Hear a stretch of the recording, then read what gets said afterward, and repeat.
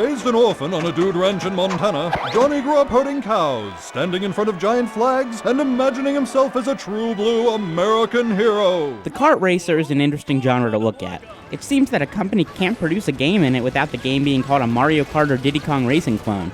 Some of this criticism is actually warranted, as established franchises seem to think that they need all of their characters to race together for some reason. But the game I have today puts a nice little twist on the traditional kart racer. For one thing, you're not actually in a kart at all, you're in a plane, and the game's odd sense of humor really makes it stand out. This is Freaky Flyers for the GameCube. This is not a good day,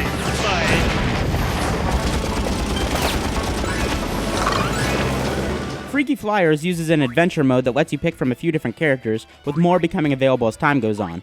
Each flyer portrays a different ethnic or cultural stereotype, and although a few of these are pretty offensive, the majority of them are amusing.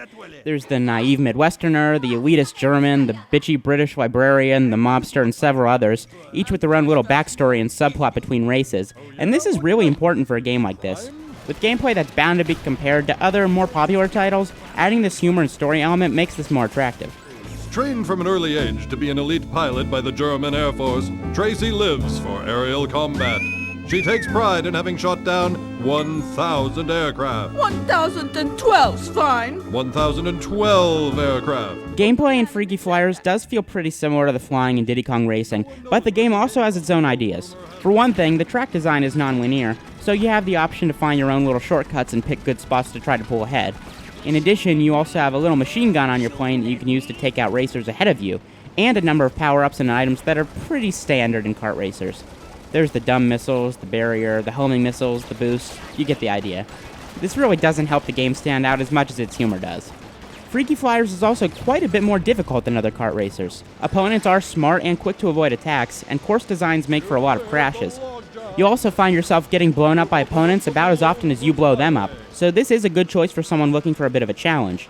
In addition, there are some mini-games available to help you work on skills that may be giving you some trouble when you go to win a race.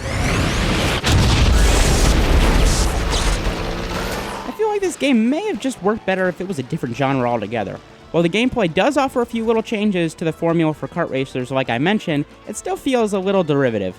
The nice little twist I mentioned comes from the game's humor more than anything else, and if they kept that and made the gameplay more unique, it would have done it some good, and that just isn't possible in a genre that's as limited as the kart racer. Freaky Flyers is one of the better looking games I've seen on the GameCube. The visual style reminded me a bit of Pixar, and all of the characters have a ton of expression. Voice acting was also over the top, but it's supposed to be, and it worked well for most of the characters, although a few lines did make me sort of cringe. While Freaky Flyers does not offer enough in terms of new ideas to the kart racer to warrant buying it, if you have a friend who owns it, see if you can borrow it. The humor alone makes it worth taking for a test flight.